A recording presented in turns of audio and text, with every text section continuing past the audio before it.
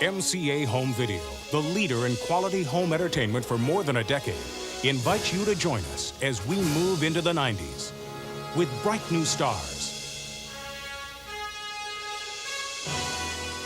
blockbuster new hits,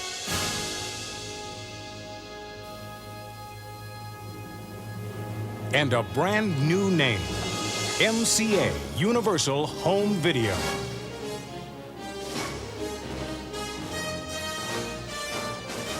So fasten your seatbelts as we take you back to the fun. What do I become, like a rich rock star? Back to the mystery. It's gotta be the wrong year. Back to the surprises. Mom, you're so big. Back to the thrill. There are now two of me here, and there are two of you here. And back to the spills with Michael J. Fox. Talk about deja vu. And Christopher Lloyd. In Back to the Future, Part 2.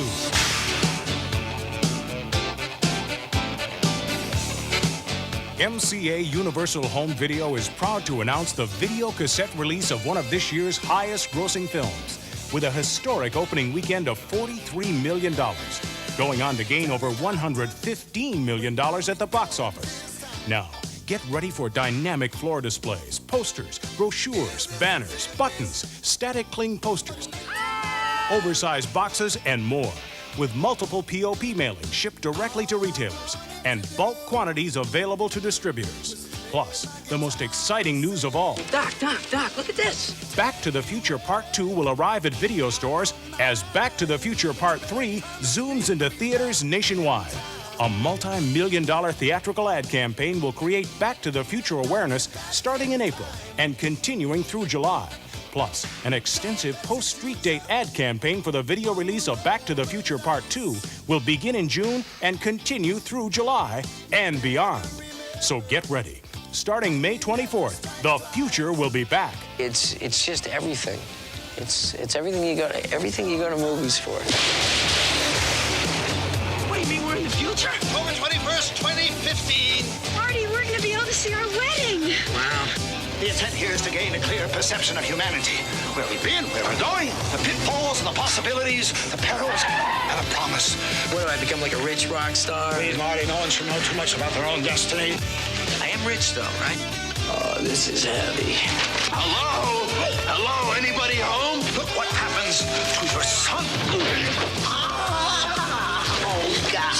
We win. The time continuum has been disrupted, creating an alternate 1985. Mom, they can't be you. You're so big. It's your father. My father. Did you get kicked out of another boarding school? Marty, are you feeling all right? No! Starring Michael J. Fox, Christopher Lloyd, Michael J. Fox, More like a couple of teenagers, you know? and Michael J. Fox. Mom, is that you? Steven Spielberg presents a Robert Zemeckis film, Back to the Future Part 2. From Amblin Entertainment and MCA Universal Home Video.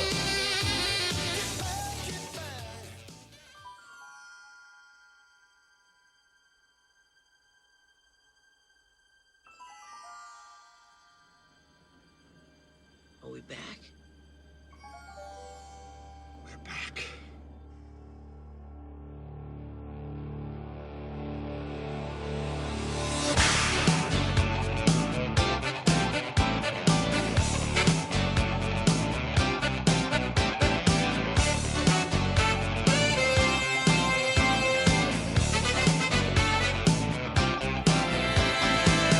Everybody, guess what I'm doing again? Watching one movie and podcasting about it. Every day in March, it's Back to the Future 2. So listen each day, or at least try, as I bring you year 2 of Marchy McFly. It's Marchy McFly.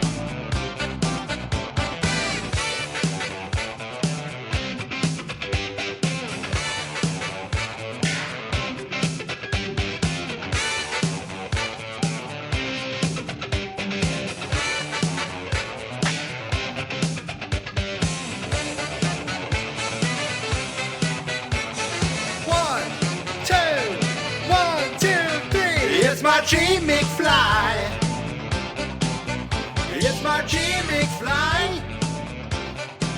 Oh, Marchy McFly. It's Marchy McFly.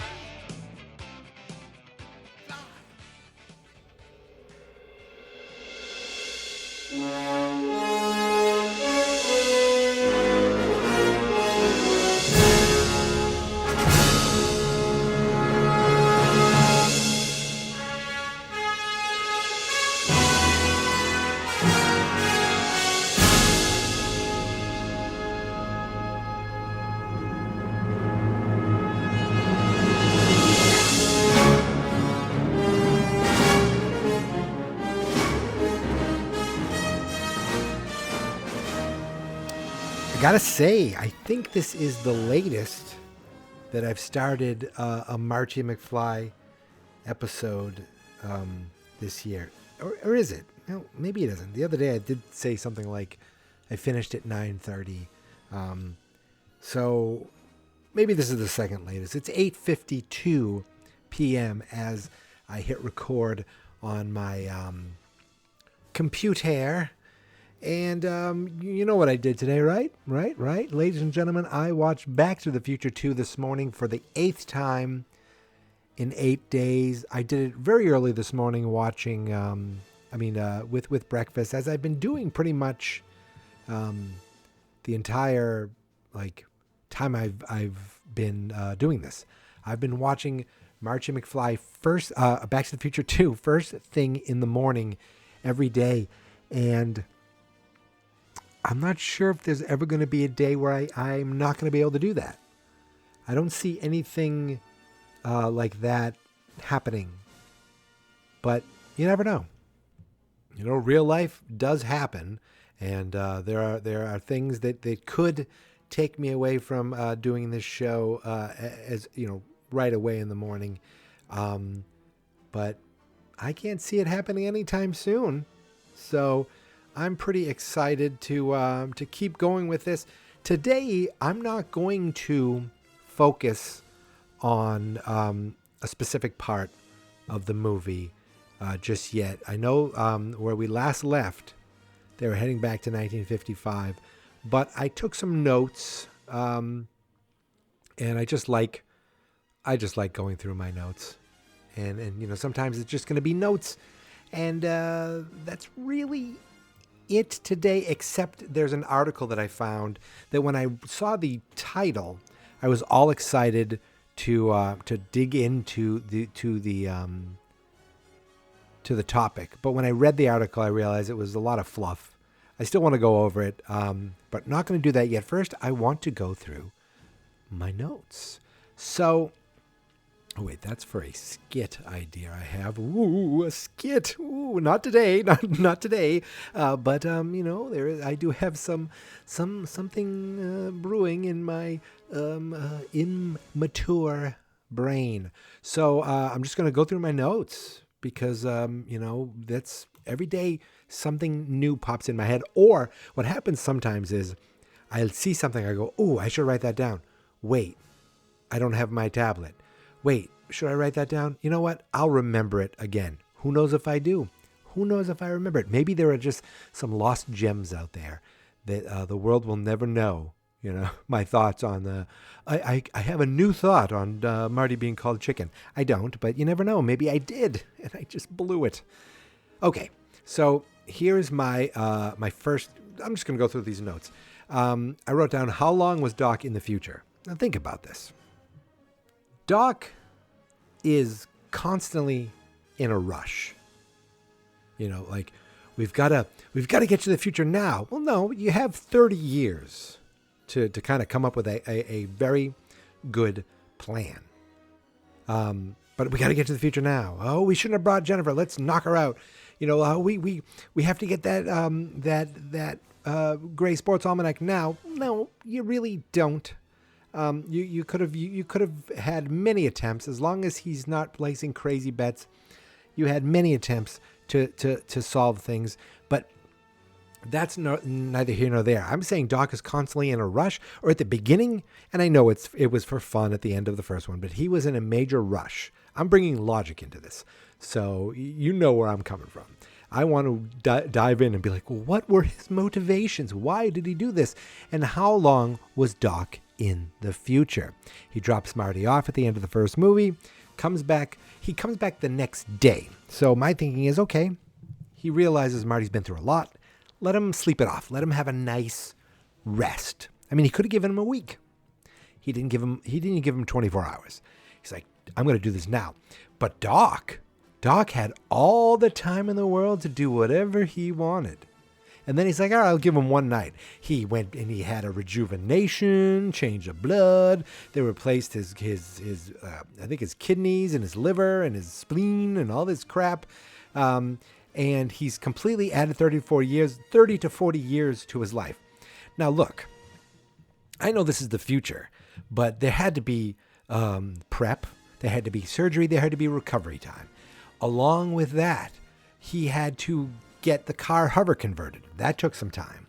He had to then get Mr. Fusion installed, because that Mr. Fusion is not, it's not it doesn't come with the hover conversion. That's definitely an add-on that he went to that Fusion Industries to purchase. And I'm guessing he probably installed it himself.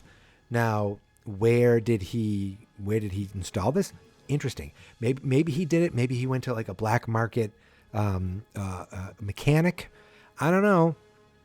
Lots of thoughts. And lots of thoughts. That means nothing. And don't forget, he also had to learn how to fly a car, and pretty damn good.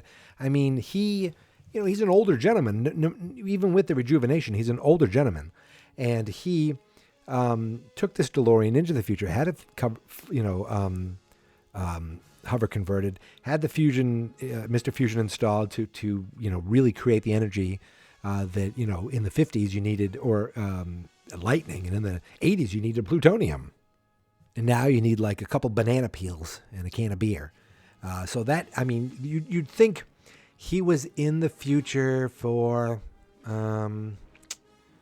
months, right? You'd think he's in the future for months. That's my guess. And then remember at the end of the movie, he's in the past. He's like, I've been living here since, January, whatever. And he didn't write to him until September. Finally, Doc's like 9 months. He's like, you know what? Made a pretty good life for myself here. Now's about the time. I mean, he had 70 years. He didn't have to rush. He's like, now's about the time that I'll let let Marty know where I am. I think that waiting those 9 months, putting that date there, Marty's like, let's go back to that date. No, I'm jumping ahead of myself. I'm jumping way ahead of myself. But you'll see that the Doc was, enjoyed some time off in the past, enjoyed some time off in the future, and Marty's just been going and going and going. He was like, I feel like I've just been here yesterday. He says that in this movie. Now, that's silly for him to say because he was here yesterday. The joke works when the movie's 4 years later. For Doc should be like, oh my goodness, I haven't been here in 30 years. But he's completely chilled with it. Anyway, that's my thinking. Doc, a little selfish. He, making Marty constantly, working very hard as far as like never giving him more than a day off to chill. Okay. I also wrote down, Doc keeps checking out those women. I thought that was kind of funny. Just like he's got his trinoculars or binoculars or whatever they are, and he keeps looking at Marty Jr., but he keeps his attention keeps waning to these women. And remember later he says, I want to study the great mystery of women. I also wrote down, he says, look what happens to your son. And he shows them a newspaper of his son. Now, he's the same guy who said, Jennifer, no one should know too much about your future. Marty, now you know where you live. Now you know what your son looks like. He looks just like you. Here's exactly what happens. And you have a daughter. So no one should know too much about their future. But you'll be fine. You'll be fine with it, Marty. No, Marty isn't fine with it. Someone calls him a chicken in a truck, and he ruins his life. Okay? So, no, Doc, no. I wrote down Jennifer should have been the third. That's a missed opportunity that doesn't age as well, just kind of casting the girl to the side. Think about it. In the first movie, no, I've talked about this already, the catalyst, but you could have expanded things. George was kind of on their side. He didn't know he was part of on their side, but he was kind of part of the big, the third party in the first movie. In the third movie, we have Clara. Okay, we have Mary Steenburgen. But in this movie, you sometimes sequels, you want to add a character, you want to make things bigger, you want to expand things. They could have done that with Jennifer. Elizabeth Shue, I don't know much about Claudia Wells except Back to the Future. Elizabeth Shue is a known commodity, a very known and well established and good actress. Just a missed opportunity that could have filled things with just more hijinks, more fun. She could have been involved. Marty, you're gonna live the rest of your life with her. You think you could trust her with this secret? I did like, so when Biff's like, Marty, he thought he was Marty Jr. He's like, you're an old man, Marty McFly. And he hits him over the head with a cane. When Marty raises his wrist like he's going to punch the old man, I don't know. I got a kick out of that every time. That's funny. I wrote Marty Jr. was asleep for 3 minutes? He used so much of the alpha. Okay, wait a minute. Let me see if I can remember. Alpha rhythm sleep-inducing generator. So much on Jennifer, probably causing permanent brain damage, that Marty Jr.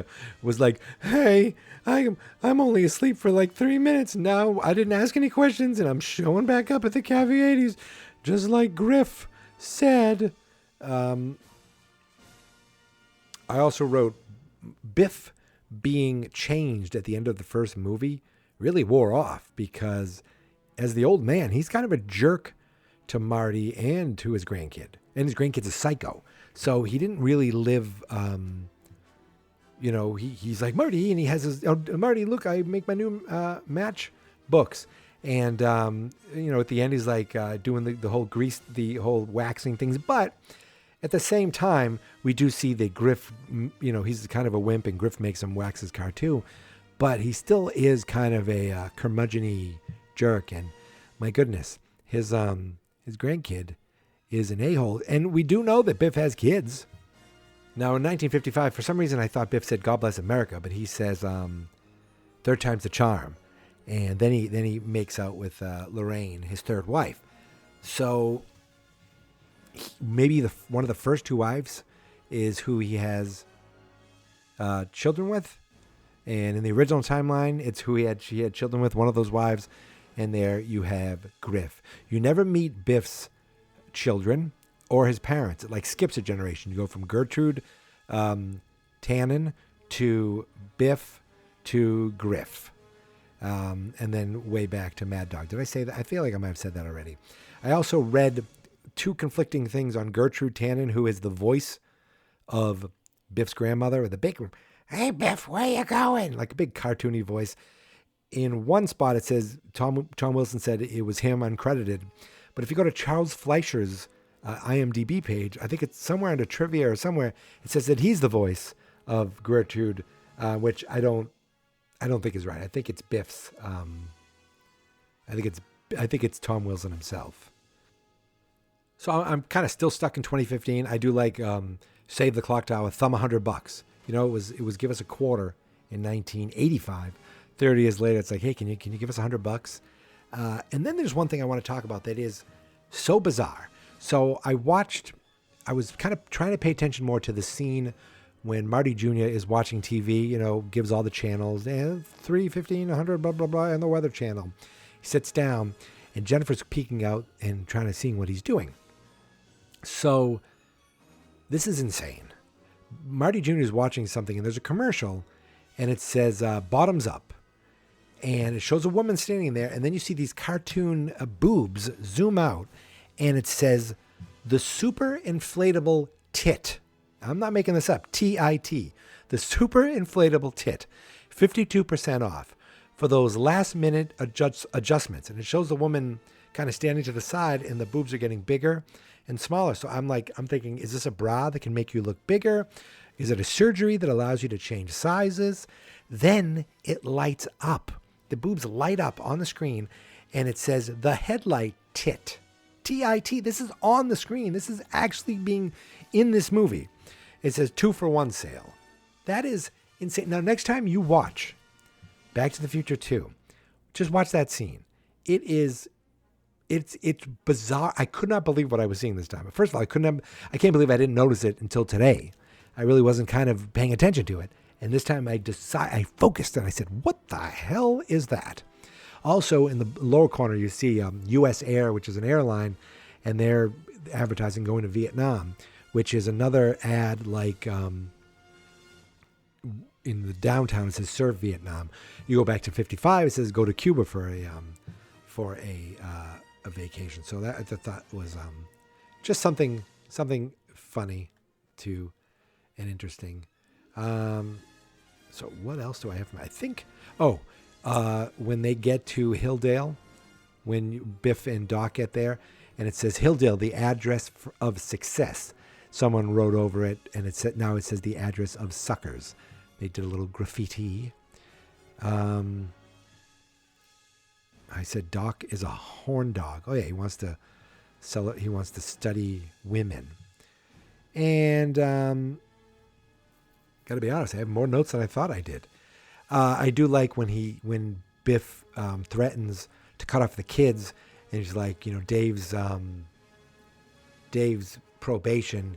He'll go join his Uncle Joey. Remember Uncle Joey, old jailbird Joey? He says you'll be one big jailbird family.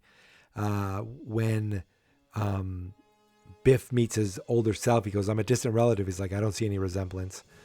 I tell you, Tom Wilson carries much of this movie. And also, he says, old Biff really said, kill them? Oh, okay, I know what this means. So he says he goes, one day, the old man said, one day a crazy wide-out scientist or a kid could come up and ask you about the almanac. And when they do, shoot them both in the face.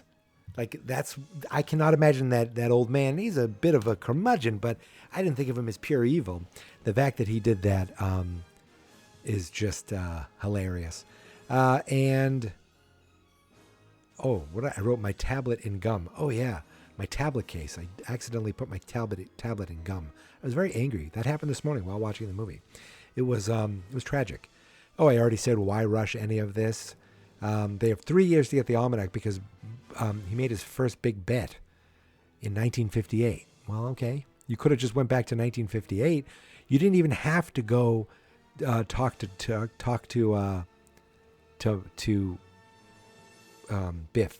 He's like, he made his first big bet here. Well, then just go there. I mean, okay, maybe he won a few $100 here and there. That's fine.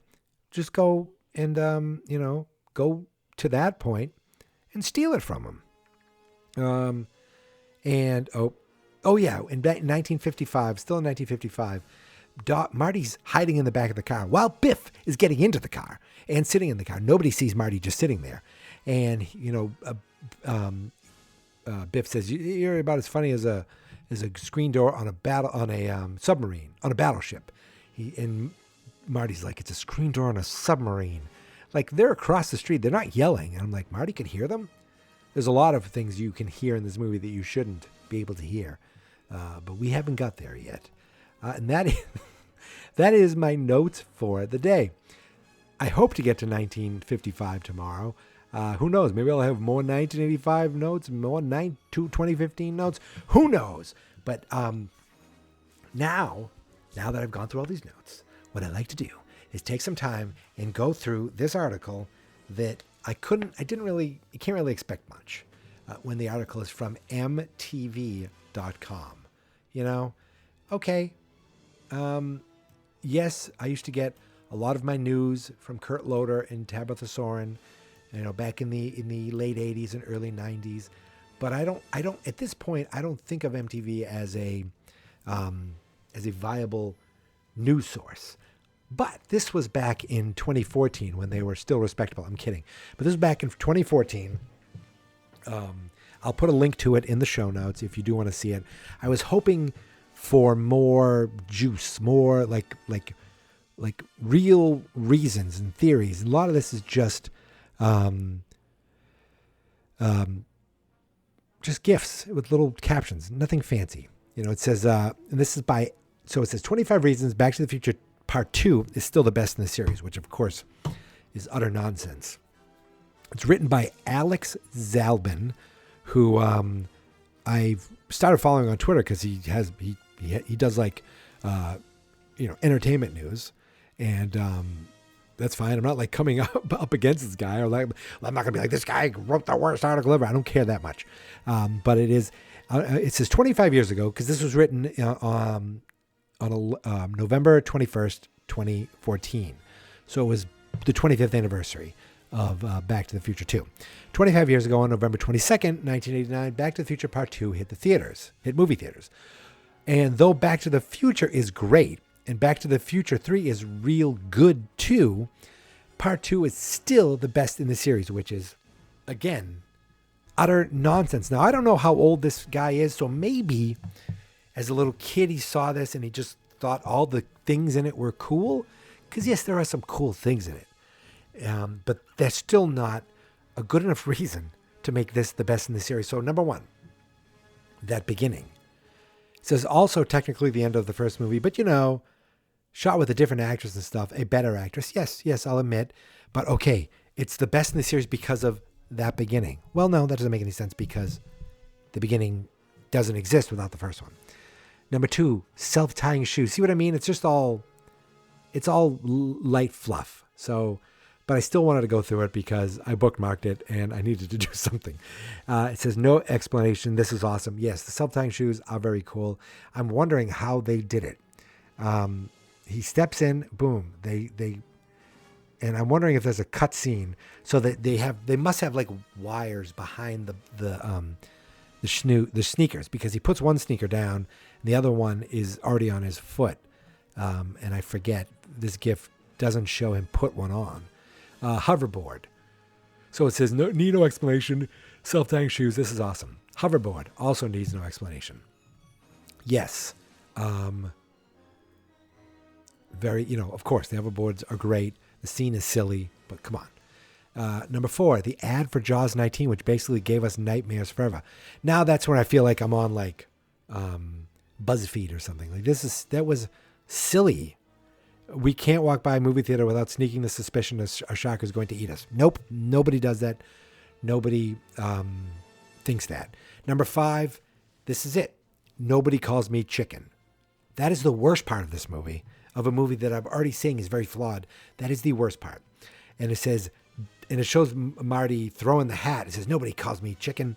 And he wrote, dat hat throw dough. See what I mean? Like this, I feel like it was written at the time where this guy was like, I got to be hip because I'm on MTV. Number six, hoverboard on the water. Just when you thought having a hoverboard couldn't get better. Couldn't get better. Marty almost got killed. It's exactly the worst. Again, hoverboard on water, wrong. Why doesn't it sink? I don't know. I disagree there. Number seven, why can't pizza do this? Really, we're waiting. Yes, the hydrate level 4. Everybody loves that. There's nothing, I can't say a bad thing about hydrate level 4 at hydrating pizza. Very funny idea and well done prop.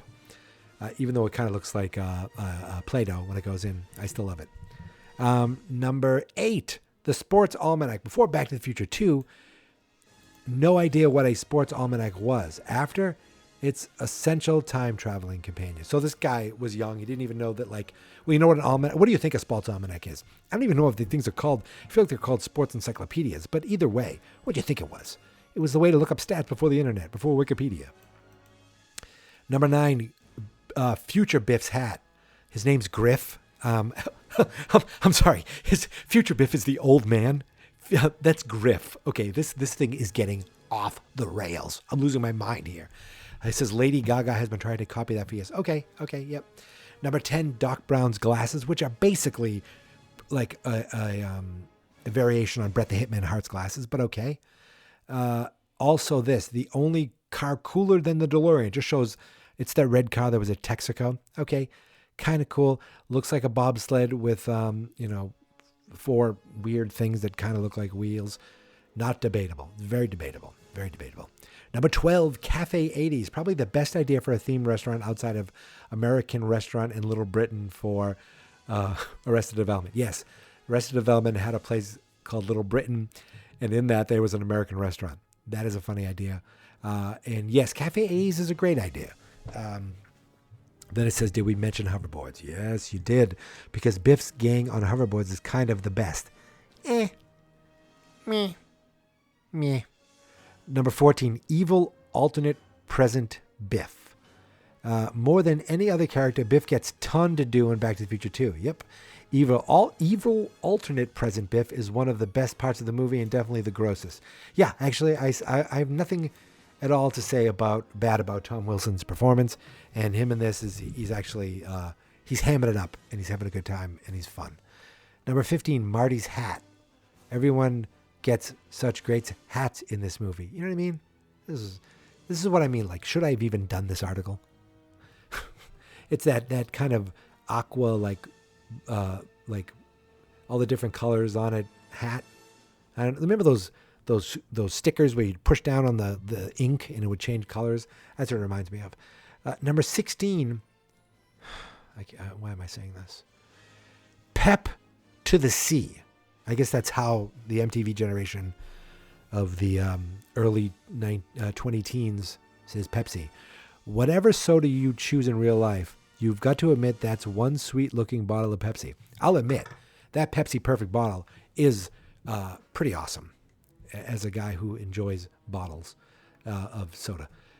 Number 17, we wanted the news, and we got the news.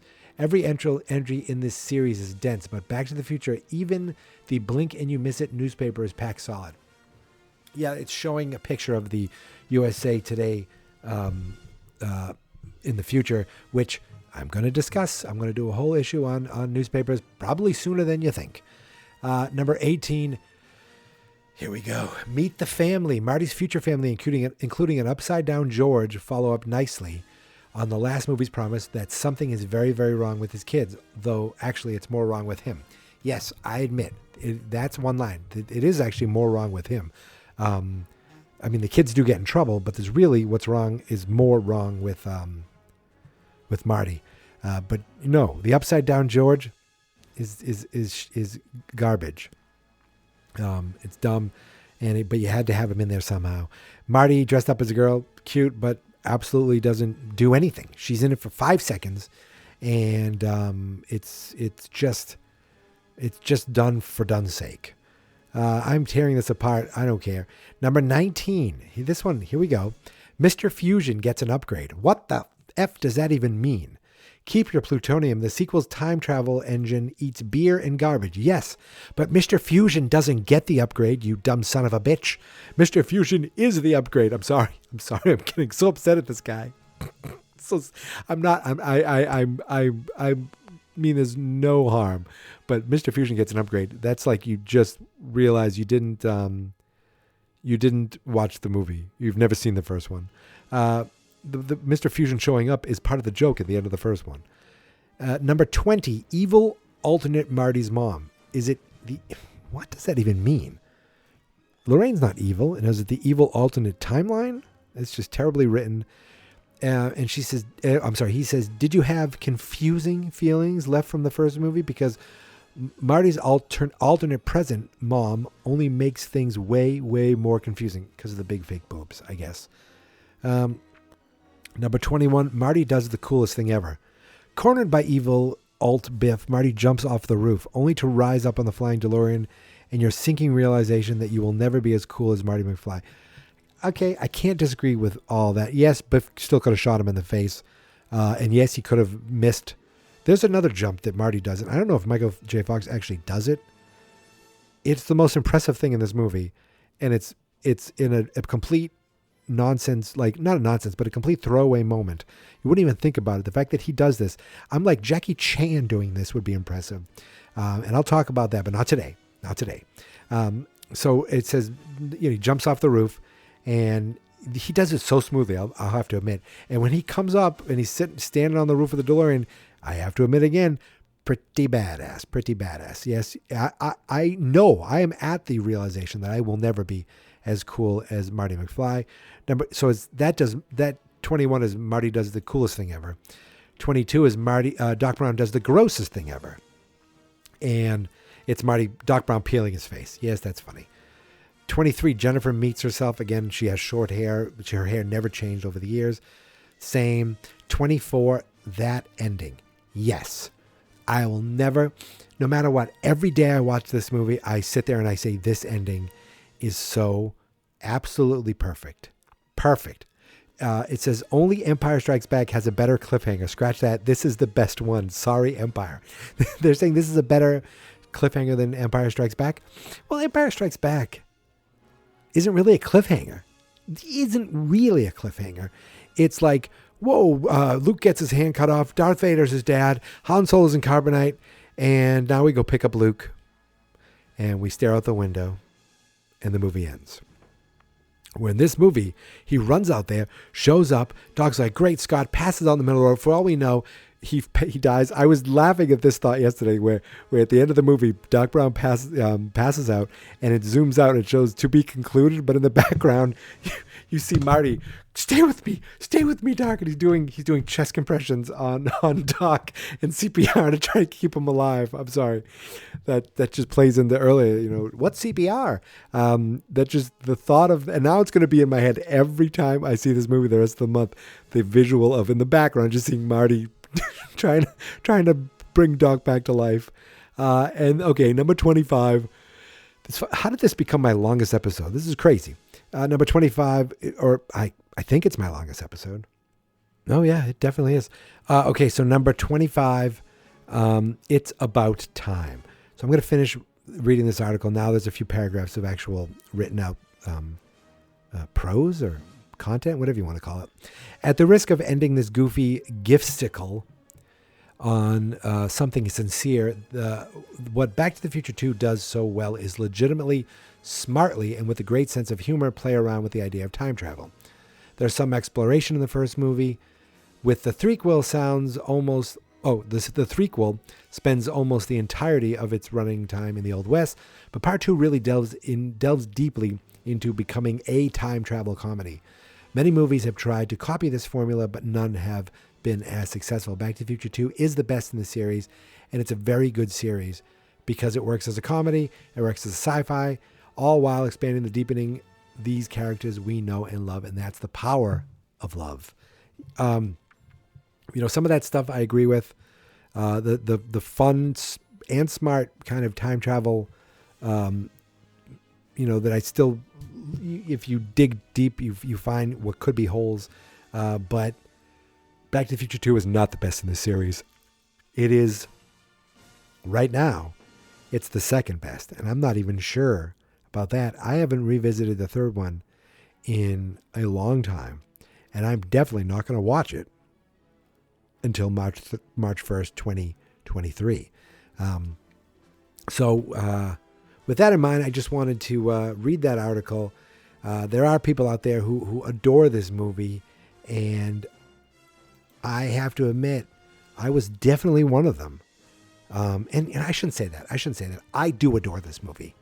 Saying I don't adore this movie is ridiculous, but I adore it, and yet I can still poke fun at the flaws.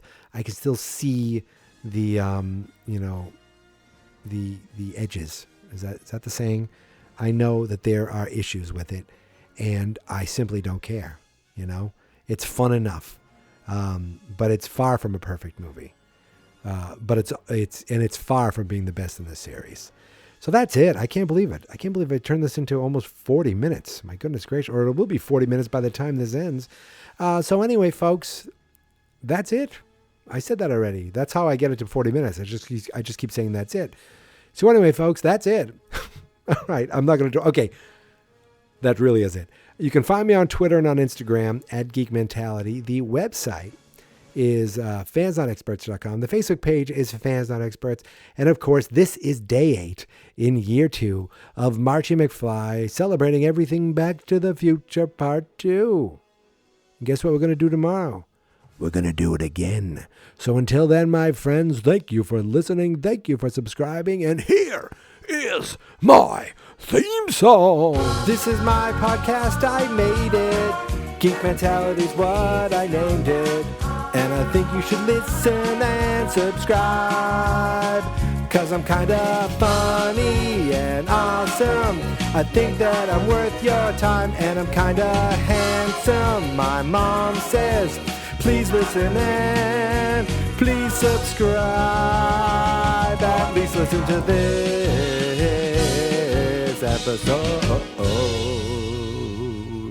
Fans not experts.